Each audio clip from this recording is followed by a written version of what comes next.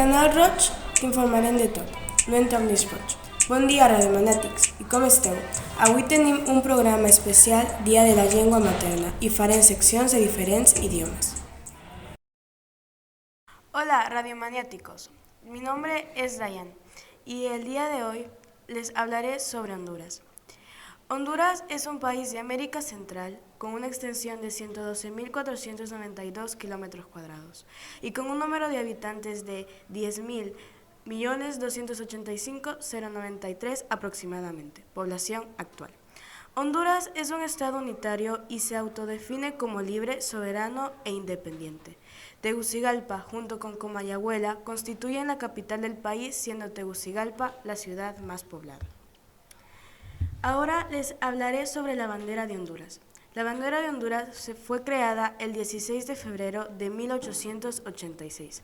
Estaba basada en la bandera de las antiguas Provincias Unidas del Centroamérica, la cual a su vez estaba basada en la bandera de las Provincias Unidas del Río de la Plata, el primer estado-nación argentino. La bandera consta de 3 franjas horizontales del mismo tamaño, de color azul turquesa las exteriores y blanca la central. En el centro de la franja blanca figuran 5 estrellas del mismo color azul. La organización territorial de Honduras divide el país política y administrativamente en 18 departamentos y estos en municipios para un total de 298 municipios. La forma de gobierno es republicana, democrática y representativa. Se ejerce por 3 poderes: legislativo, ejecutivo y judicial. Complementarios e independientes y sin relaciones de subordinación. En la bandera de Honduras salen en medio 3 estrellas, como dije anteriormente. Esto significa que las 5 estrellas son los 5 países de Centroamérica, que sería Nicaragua, Guatemala, El Salvador, Honduras y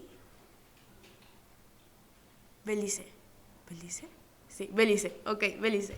Y los colores significan los 5 países, los ríos que estaban a la par, que son los ríos, pues, mejor dicho, océanos, y el color blanco de en medio significa la paz, la pureza, que pues complementa a todo el país. Ok, y ahora les hablaré sobre el baile tradicional. Este baile es algo muy importante y muy lindo para los hondureños. Sus bailes tradicionales tienen su baile folclórico y se baila en los momentos más especiales de Honduras, como su independencia, que se celebra el 15 de septiembre.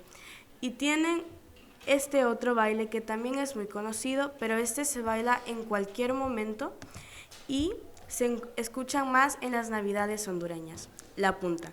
La punta es un género de danza y música afroindígena originado por la etnia garífuna de San Vicente en sus celebraciones y festividades. Y por último, las comidas típicas de Honduras, que son deliciosas, que serían las baleadas, pupusas hondureñas, que también son muy conocidas en El Salvador, que pues las pupusas son hechas de El Salvador, catrachas hondureñas, nacatamales, sopa de caracol, atol de elote, pollo chuco, yuca con chicharrón, etc. Estas son algunas de las comidas típicas, una de las comidas típicas de Honduras. Estas son las más famosas de este país. Qué interesante. Y las que acabas de decir, ¿cuál es tu favorita? Mis favoritas pues serían las baleadas y las pupusas, que son deliciosas y que alguna vez te invitaré para que la comamos, y pues a todos las invitaré, ¿ok? Me parece muy bien. Sí. Y ahora, Daniela, ¿quieres hablarnos de tu país? The United Kingdom is in the Europe continent. It has an area of 243.610 kilometers square. Now let's talk about some different facts about it. One of the most popular dishes they eat is the known fish and chips. Some British people eat very complete breakfasts, with several ingredients like bacon, eggs, and a lot of things. Now let's talk about the Brexit. A few years ago, the United Kingdom of Great Britain and Northern Ireland ceased to be a member state of the European Union and became a third state on January 31, 2020. After the ratification of the agreement on the withdrawal of the United Kingdom from the European Union and the European Atomic Energy Community. And you, what country are you going to talk about? Yo os hablaré de España. España está situada en el continente europeo y la capital es Madrid.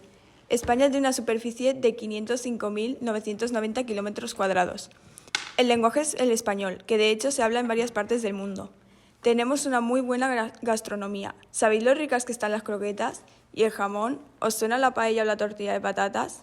Esperamos que sí, porque es de lo mejor que hay. Mejor hablemos del clima.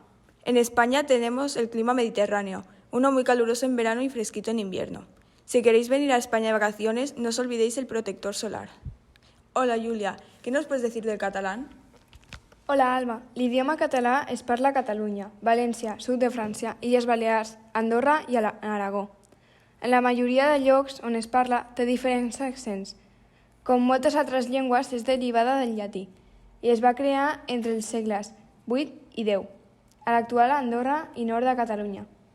Aquesta llengua té més de 9 milions de parlants i actualment està extesa per 68.730 quilòmetres quadrats. En la cultura catalana és representativa la senyera, que és una bandera catalana. El menjar català es diu dieta mediterrània. Consisteix generalment en menjar de mar, com per exemple gambes, mol·luscos o peix, carns, fruites i verdures del Mediterrani. Les rutes marítimes catalanes tenen molta fama de restaurants amb només dieta mediterrània. A més, en algunes poblacions tenen lloses al terra amb marcats dibuixos de pescadors o sirenes. A les rutes turístiques per la seva capital, Barcelona, hi ha panots, que són unes lloses amb uns dibuixos d'una flor de 4 pètals grises. Aquestes hi ha a la Rambla, que és un carrer de la ciutat de Barcelona amb molta fama en el que els diumenges hi ha molta gent. A les Rambles de Barcelona hi ha moltes botigues de roba, records, etc. A Barcelona hi ha zones d'oficines, zones només peatonals, de cases, etc. en les que depèn de quin dia hi ha més turistes o no. Per exemple, la zona de Barcelona amb les oficines, els diumenges no hi ha tanta gent perquè la gent no treballa. Però, en canvi, la zona peatonal, a les Rambles, com per exemple a les Rambles, els diumenges i dies festius hi ha més gent. Adeu, ara anem amb l'Àlex, amb la secció de japonès. Fins a una altra. Konnichiwa. Ara parlarem sobre curiositats de Japó. El Japó compta amb l'esperança de vida més alta del món. És el país amb més gent gran i una de les taxes de natalitat més baixes. El 86% dels japonesos practiquen budisme i shintoisme. El 87% del territori japonesos és muntanyós i compta amb 6.852 illes. És comú trobar carrers coberts a les ciutats japoneses. Les dones segueixen tenint un paper una mica secundari en els jocs polítics i directius del Japó. Durant la Segona Guerra Mundial, Japó va construir un vaixell de guerra més gran de la història i a Tòquio no es pot fumar als carrers, però sí als bars. Sayonara! Ara entrevistarem el Sergi, un professor del centre. Hola, Sergi. Hola, què tal? Bé, ara començarem amb la primera pregunta. Com va ser el canvi d'Espanya a Japó? De viure allà, vols dir?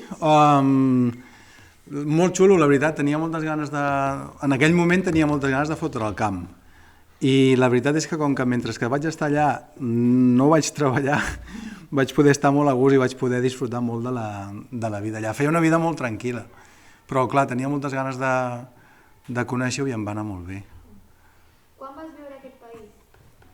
Molt poc després del tsunami, l'any 2011, des de l'agost del 2011 fins a l'abril del 2012, crec. A quina zona vas viure?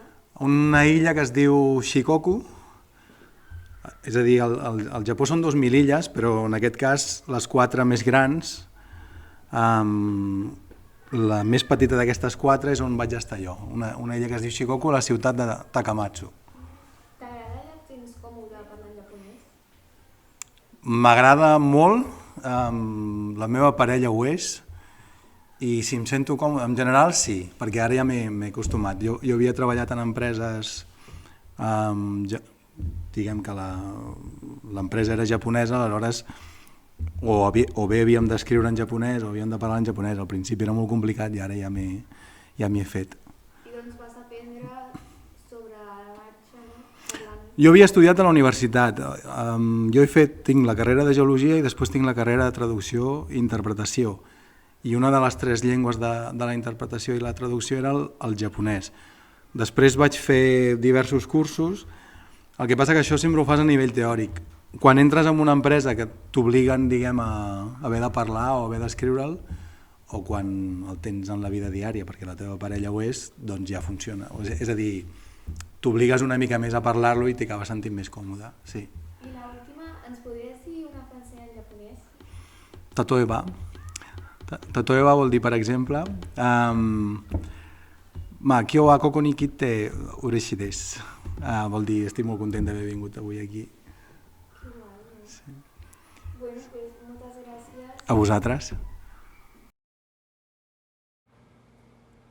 中国是一个拥有5000多年历史的国家，成立于1949年10月1日，首都为北京市。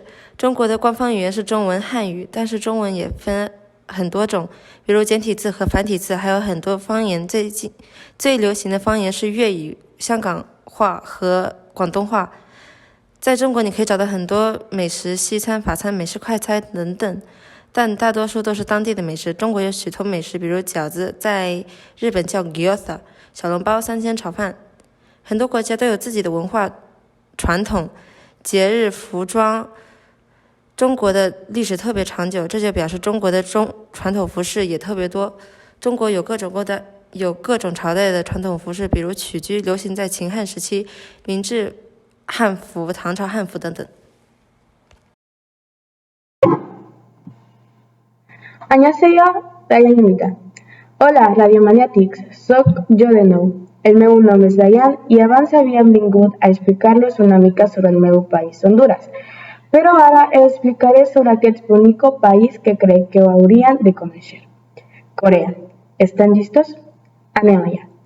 Corea del Sur, oficialment la República de Corea, és un país de l'Àsia que ocupa la regió meridional de la península de Corea.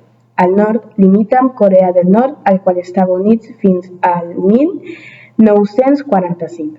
La seva capital és Seül, la seva àrea és de 100.210 quilòmetres quadrats. Té una població de 51,74 milions de persones i la seva moneda és el won. I també és molt conegut per la seva música i programes de televisió. Hi ha molts grups coreans que també hi estan inclusos persones d'altres països. La seva música es fa anomenar K-pop perquè la lletra de les seves cançons és en coreà i anglès. I els seus programes de televisió es fan anomenar K-drames i dorames. Hi ha molts grups reconeguts fora del continent asiàtic, com BTS, Blackpink, Twice i molt més. Alguns dels seus plats típics són el kimchi, el bibimbap, barbacoa coreana, kimbap, etc. etc.